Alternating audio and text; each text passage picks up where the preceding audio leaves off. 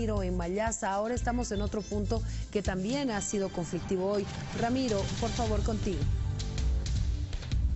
Así es, Priscila, estamos nuevamente nosotros acá en lo que es la curva de Holguín, porque estamos a escasos 5 minutos nada más de las 11 de la noche, donde se ha señalado que nuevamente se va a cerrar esta vía, Priscila, para hacer los trabajos que tienen que ver con el peinado del talud, además de la limpieza de todo el material de arrastre que ha ocasionado, según señala un comunicado del gobierno municipal.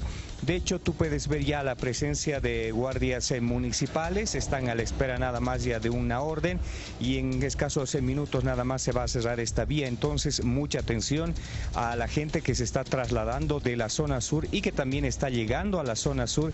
En minutitos nada más se va a cerrar esta vía hasta las 6:30 de la mañana de mañana jueves. Priscila, esto es un dato muy importante. A las 6:30 de la mañana recién se estaría volviendo a habilitar esta vía que conecta la zona sur con lo que es Miraflores. Al margen de aquello, también señala este comunicado del gobierno municipal de que se van a realizar otros trabajos en esta vía para prevenir eventualidades como lo ocurrido hoy, unos piedrones bastante grandes que han caído sobre la vía, Priscila. Muy bien, Ramiro, pertinente, oportuna la información que compartes con nosotros para que tome en cuenta la población. Hoy, a raíz de este trabajo que estaban haciendo de limpieza, de peinado en la zona, se ha congestionado la ciudad de La Paz. Bajar a la zona sur nos decían que era terrible, que no había por dónde llegar hasta la zona sur por la cantidad de vehículos y movimientos que se daba de gente del traslado de un lado a otro. Gracias, Ramiro. Se cierra desde las 11 hasta las 6 de la mañana para hacer este trabajo. Tome en cuenta usted si va a tomar esta vía. Gracias, hasta más adelante. Hasta más adelante, Priscila. Bueno, las lluvias nos están haciendo sufrir, le decía nuestro invitado. Está con nosotros el viceministro de Defensa Civil, Carlos Bru. Bienvenido, viceministro, un placer tenerlo acá en el programa. Buenas noches, Priscila, el gusto es mío. Bueno, más bien que contamos con su presencia, porque usted está en todos lados, porque nos está golpeando fuerte la lluvia. Nos ha tocado dividirnos el trabajo y nuestro ministro de Defensa ha acompañado en la semana crítica, la anterior semana, para poder hacer la cobertura en toda Bolivia de todo lo que estaba sucediendo. Hemos tenido problemas en el sur de Bolivia, en el río Pilcomayo y en la cuenca San Juan del Oro.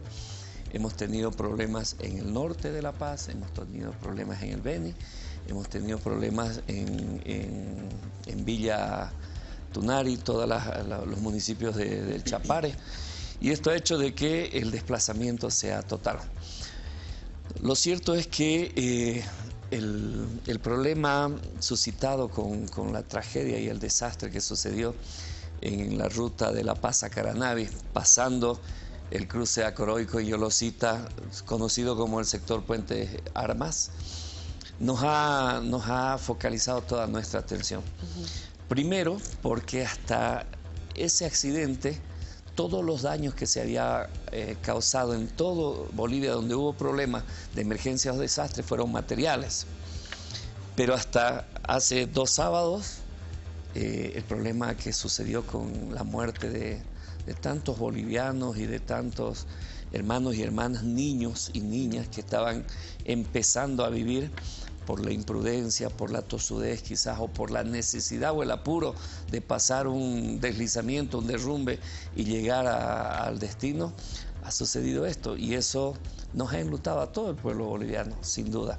Lo hemos sentido desde las familias, las autoridades, y lo peor de todo,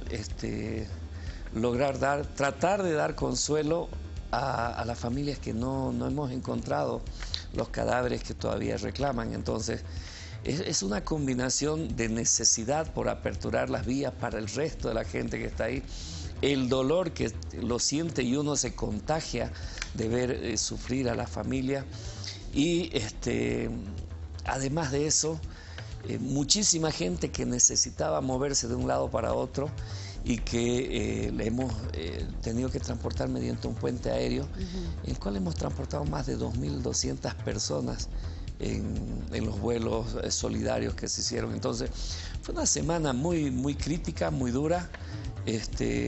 Vuelvo a repetirle, el foco de todo lo que ha sucedido, nos ha convocado esa tragedia y que además después de eso hemos tenido que atender a todo el resto de los municipios.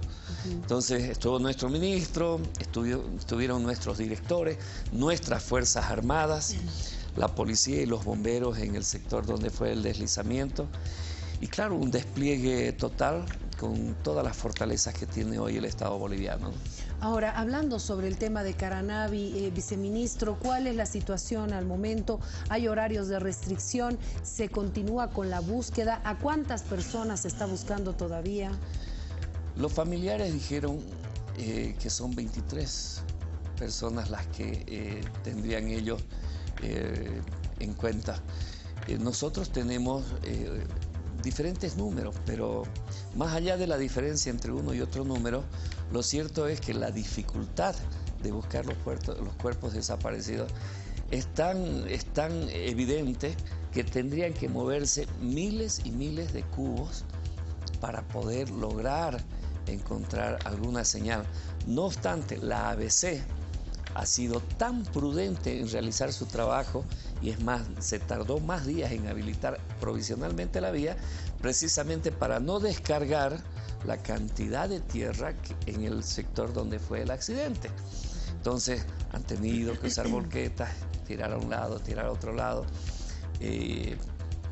precisamente por el respeto ese inmenso que todos debemos tener a las familias que todavía tienen la esperanza de poder encontrarnos. ¿Se va a mantener, pero la búsqueda, viceministro, o se ha puesto un plazo? No, nosotros mantenemos un grupo comando de la Armada que está presente en la zona con familiares haciendo, son grupos comandos, son grupos especialistas en diferentes trabajos y estamos, bueno, deseosos también nosotros de poder tener una respuesta para las familias que están acongojadas, adoloridas, están presentes en la zona y no es fácil. El cálculo de los ingenieros que en el sector donde cayó toda ese deslizamiento habían entre 40.000 y 50.000 metros cúbicos de tierra. Y eso es algo muy difícil y con los días que han pasado, duele expresarlo de esta forma, ¿no? Pero el hecho de meter una pala, una picota o una garra de las máquinas, si encuentras un cuerpo, tenlo por seguro que ya está en estado de descomposición.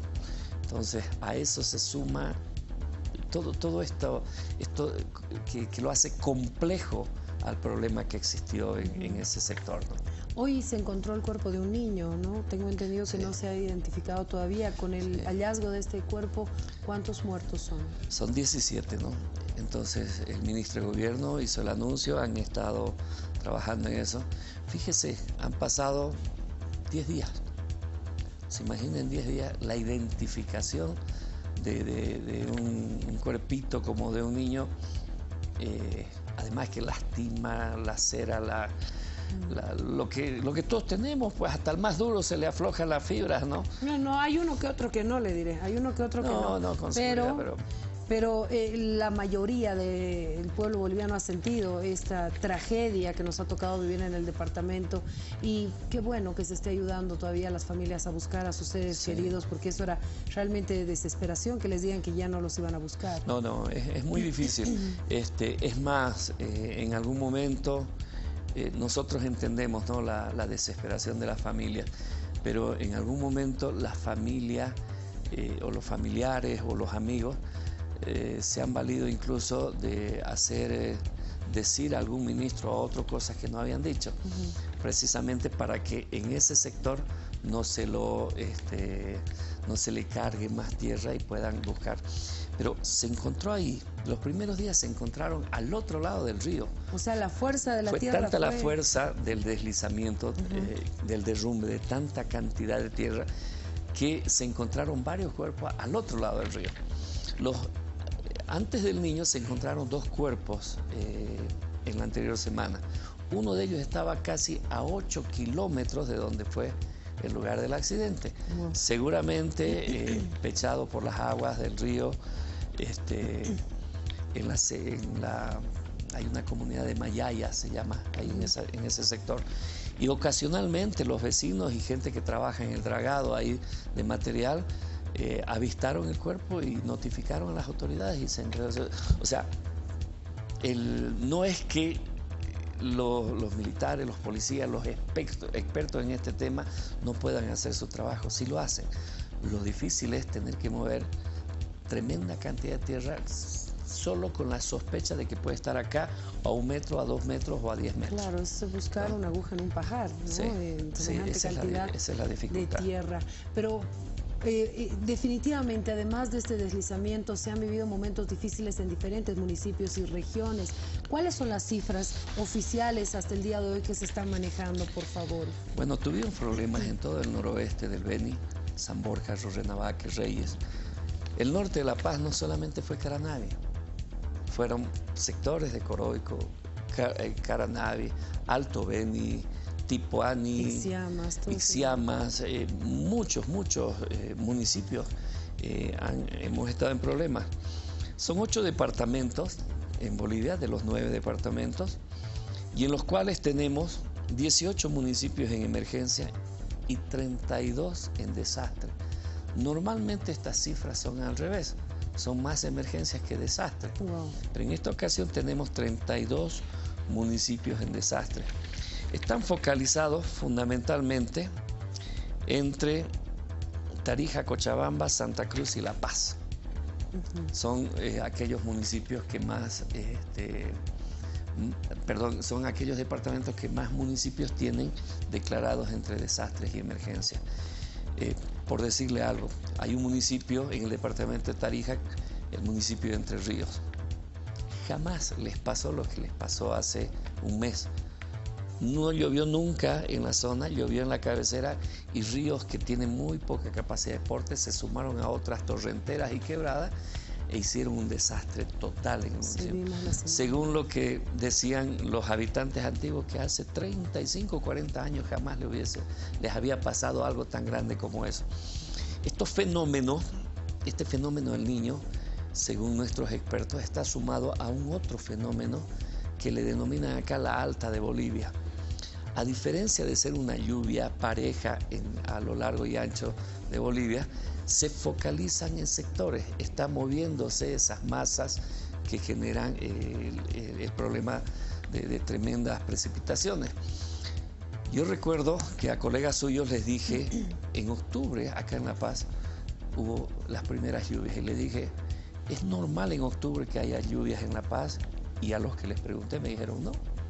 Entonces, esto es lo que está empezando a suceder y va a seguir sucediendo porque quienes trabajan en el CENAMI, en el SINAGER, que depende de Defensa Civil, se han hecho mucho trabajo, muchas modulaciones de los sistemas de alerta meteorológica y estos temas se estaban empezando a manifestar. Por ejemplo, no ha llovido en el Chaco boliviano de la forma que llovió el año pasado, pero sí llovió en Potosí, sí llovió en la cuenca San Juan del Oro y que se suma a la del Pilcomayo, y fue una crecida extraordinaria que en el sector Villamontes, la última medición, se midió 7,66 metros, cosa que fue histórico en el puente de Villamontes. Y a partir de ahí se abre a la llanura chaqueña y afectó a todas las comunidades indígenas huenayé que viven en la zona, que son desde siempre que estuvieron ahí, ¿no? Viceministro, con los datos que nos acaba de dar de los municipios en emergencia y también los declarados en desastre, ¿se podría analizar ya la situación de una emergencia nacional o todavía no? Es posible. El viernes anterior se declaró Potosí en emergencia, con 8 municipios que están en emergencia. Entendemos que Chuquisaca está con... Esta mañana recibí al secretario general de la Gobernación acá en La Paz, que vino a hablar con nosotros, que tiene muchos municipios en emergencia, pero además lo que sucedió en Sucre ahora sucedió hace una semana en Oruro también. Cosa rara, cosa extraña, que el centro de las ciudades se inunde con las complicaciones que significa tener este tipo de eventos en una ciudad, ¿no? Colapsan el alcantarillado, colapsa el transporte, postes de luz, etcétera, etcétera. Tenemos problemas. Entonces, Potosí está declarado ya en emergencia con aplicación a los municipios que tiene.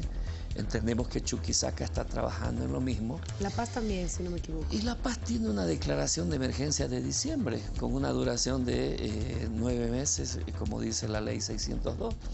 Pero había sido todo un secreto esa declaración de emergencia porque nunca ni nos las hicieron conocer al Ministerio de Defensa, al Viceministerio de Defensa Civil, que somos la cabeza de sector en gestión de riesgo. Y por eso quizás hoy día, por ejemplo, muchos municipios, 4 municipios de la provincia de Ixiama, nos decían que ni siquiera los reciben en la gobernación para poder hacer su gestión y sus trámites. Y estamos declarados en emergencia desde diciembre. Sí. Pero cuando se le preguntó al gobernador si se tenía que declarar en emergencia al departamento, y recuerdo bien, él dijo, no es necesario declararnos en emergencia. Días después se conocía de esta declaratoria. Lo que pasa que... No entiendo al final, ¿sabía o no el gobernador? Mire, por lo menos en nuestro trabajo, el presidente Evo nos ha recomendado siempre, no hay color político para atender emergencia y para atender desastres. Primero está el ser humano, primero está la necesidad que se genera, porque hay que ver, ¿no? Hay que estar en el lugar para ver cómo sufre la gente, cuando están inundados, cuando tienen desborde de ríos, cuando pierden prácticamente todo. Y nosotros debemos acudir ahí en una primera respuesta. ¿Con qué? Con ayuda humanitaria, que es lo que más requiere el ciudadano que se ve afectado o damnificado por estos eventos adversos. Me refiero a que pierdes la cocina, pierdes el colchón, se te moja todo. En algunos casos se les humedece las casitas de adobe, se vienen abajo, ¿no? Entonces son muchos problemas juntos para tratar de esquivar la mirada a algo tan evidente y que está sucediendo y que no necesariamente tiene que ser tractorista para ir a atender a la gente de su departamento, ¿no? Bueno, entonces todavía se está analizando el tema de la declaratoria de emergencia a nivel nacional. Estamos todavía con lluvias. ¿Cuáles son las cifras de las familias a nivel nacional afectadas? Las afectadas son 14.478. Afectadas. Y damnificadas, las que sufrieron daño directo hasta la fecha, son 5.243 familias damnificadas. Hay una aclaración que siempre se le ha hecho, Priscila, cuando hemos hablado de estos temas. Toda esta información está en permanente progreso. ¿Por qué? Porque esta información sube desde las unidades de gestión de riesgo de los gobiernos municipales y se va consolidando a través de los informes que nosotros administramos a través del SINAGER, que es nuestra unidad encargada de todo esto. También tenemos 15.941 hectáreas reportadas de daño a diferentes tipos de cultivos y en los diferentes municipios de los 8 departamentos. 59 viviendas destruidas. Nosotros manejamos la cifra de 12 desaparecidos, ¿no? Y la cifra de 20 fallecidos con otras muertes más que hubieron aparte de Caranavi, ¿no? Y según el CENAMI, ¿ya hemos pasado la época más fuerte de lluvia o todavía no? Bueno, el CENAMI, que nos da las alertas meteorológicas, todavía nos da una alerta amarilla y naranja para esta semana, que termina entre mañana y el viernes. Y roja para ríos, ¿no? Y roja para algunas cuencas, ¿no? La alerta hidrológica, perdón. Esto hace de que seamos prudentes, seamos precavidos, no expongamos la vida ante la necesidad de cruzar un deslizamiento o ante la necesidad de cruzar un río o una quebrada, ¿no? La diferencia entre hacerlo y no te puede costar la vida, si eres prudente, si eres precavido y si haces caso a los consejos que dan las autoridades, ¿no? Porque esto funciona así, ¿no? El año pasado, en noviembre, en un municipio de Cochabamba, una movilidad de servicio público intentó pasar por una quebrada pequeña, pero que ya tenía oleaje, ¿no? No pasen, le dijeron. Pasó. ¿Cuál fue el resultado? Un niño muerto que viajaba con el Señor. Entonces, estos temas son parte de la resiliencia, lo que debemos alcanzar los ciudadanos ante la posibilidad de estos eventos adversos, que puede ser un rayo, que puede ser un incendio forestal, puede ser un desborde de río, todo lo que es riesgo significa que antes que la autoridad llegue a cuidarte, te tienes que cuidar tú.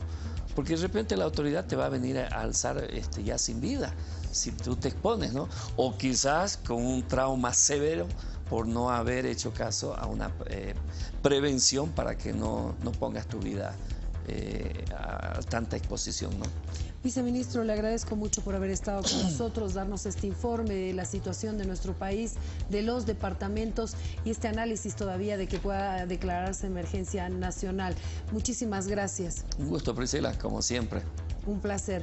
Nos vamos a una pausa, amigos, ya retornamos con más en Todo Apunta.